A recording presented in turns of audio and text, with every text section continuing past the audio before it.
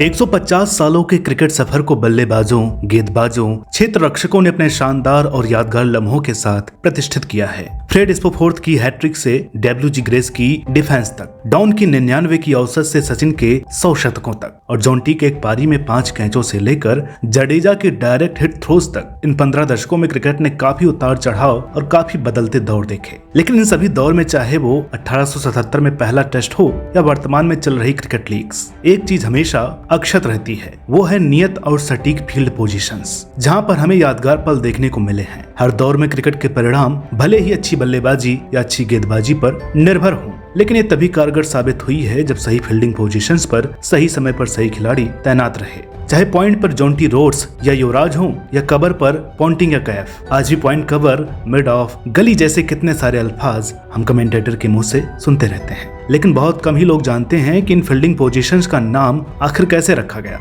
आज की वीडियो में हम आपको अलग अलग फील्ड पोजीशंस के नामकरण की रोचक कहानियां बताएंगे, ताकि आप भी जान पाएं कि कवर आखिर किसे कवर करता है और पॉइंट किसका पॉइंट है। लेकिन उससे पहले आप कुछ बेसिक चीजें जान लीजिए जो आगे आपको बहुत मददगार साबित होंगी। जैसे फील्डर किसी पोजीशन पर बैट्समैन से सबसे दूर हो तो वह डीप पोजीशन बन जाती है, और अगर बैट्समैन के सबसे पास में हो तो सिली, स्ट्राइकर की क्रीज के पीछे हो तो बैकवर्ड और सामने हो तो फॉरवर्ड पोजीशन बन जाती है। पिच को ऊर्ध्वाधर 2 भागों में बांटने वाली लाइन कही जाती है लाइन ऑफ पिच। अब लाइन ऑफ पिच के करीब कोई फील्ड पोजीशन लगी हो तो उसके आगे फाइन या स्ट्रेट लग जाता है, जबकि लाइन ऑफ पिच से दूर होने पर वाइड लग जाता है। शुरुआत करते हैं all time favourite position point से। हाँ, वही पॉइंट जहाँ से भागते हुए जॉन्टी ने इंजमाम के स्टंप्स उखाड़ दिए थे। पॉइंट यानी बिंदु, बल्लेबाज के बल्ले की दिशा में खड़ा खिलाड़ी, यानी ऐसा खिलाड़ी जो बल्लेबाज द्वारा ऑफ साइड की ओर से शॉट खेलने पर बल्ले के फेस के सामने खड़ा रहता है, उस पोजीशन को कहते हैं पॉइंट। और उस दौर में पॉइंट का खिलाड़ी आज के अपेक्षाकृत बल्ले के अधिक नजदीक खड़ा हुआ करता था। सिली पॉइंट इसका उदाहरण है। इसी तरह डीप पॉइंट,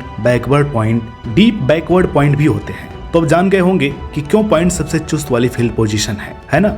अरे भाई, जब गेंदबाज की 90 मील प्रति घंटा की रफ्तार वाली बॉल को सचिन जैसा बल्लेबाज कट करेगा तो बॉल कुछ ही माइक्रो सेकंड में पॉइंट के फील्डर के पास से छूमंतर हो जाएगी, या यूं कहें कि उसके हाथ में चिपक जाएगी। अब बात करते हैं पॉइंट के 2 पड़ोसियों कवर और गली की। आइए पहले कवर को कवर करते हैं। कवर के नाम की 2 थ्योरीज हैं। पहले यह कि मैच खत्म हो जाने के बाद जिस जगह पर पिच कवर रखे जाते थे, मैच खेलते वक्त उसके नजदीकी किसी फील्डर को खड़ा करने के लिए कप्तान उस फील्डर को कवर्स के पास खड़ा रहने के लिए बोलते थे। दूसरी थ्योरी यह है या पोजीशन पॉइंट और मिड विकेट को कवर करता है, तो इसका नाम कवर पड़ा।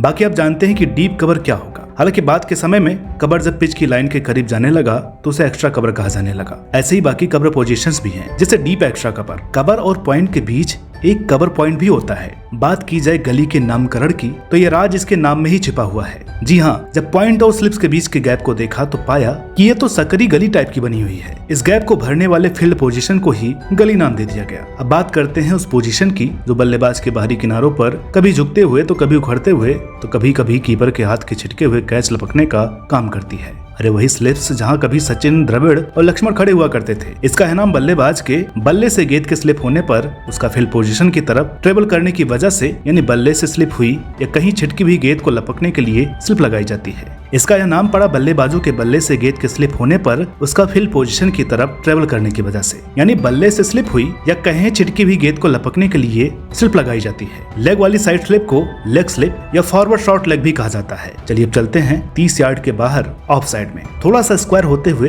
थर्ड मैन की तरफ। 30 गज के दायरे के भीतर तो पॉइंट और गली और स्लिप्स हुआ करती थी, लेकिन अतिरिक्त उछाल पर जब बल्लेबाज ऊंचा खेलते थे तो स्लिप्स और गली के गैप को बाहर से कवर करने वाला फील्डर थर्ड कहलाया और उस पोजीशन का नाम रखा गया थर्ड मैन। अब बात करते हैं मिड ऑफ और मिड ऑन की। इनका नाम पड़ा है क्रमशः मिडिल विकेट ऑन और मिडिल विकेट ऑफ से। मिडिल विकेट ऑफ साइड पर एक पोजीशन हुआ करती थी जो कि एक्स्ट्रा कवर और बॉलर के बीच में होती थी। बाद में यही जरूरत जब ऑन साइड में पड़ी तो मिडिल विकेट ऑन बना दिया गया, जबकि पूर्व वाले को मिडिल विकेट ऑफ कहा गया। ध्यान देने वाली एक बात है कि बाकी फील्ड पोजीशंस के विपरीत इन पोजीशंस के डीप वाले खिलाड़ी 30 यार्ड के घेरे के छोर पर होते हैं। बाउंड्री वाले खिलाड़ी लॉन्ग ऑन और लॉन्ग ऑफ कहलाते हैं। अब चलते हैं ऐसी फील्ड पोजीशन पर जहां अक्सर स्पिनर स्पिनर को विकेट मिल जाया करते हैं, यानी कि मिड विकेट। यह नाम इसे 1930 में ही मिला। यह ऑन साइड पर कबर के विपरीत होता है। विकेट के बीच में होने से इसके नाम का कोई लेना देना नहीं है। 1930 से पहले बमुश्किल इसका नाम मिडिल विकेट ऑफ कहा जाता था, जो कि बाद में मिड ऑन और मिड ऑफ के आविष्कार के कारण मिड विकेट में बदल दिया गया। अब आपको ले चलते हैं बल्लेबाज के पीछे लेग साइड की तरफ, फाइन लेग और स्क्वायर लेग में। जैसा आपको शुरू में बताया था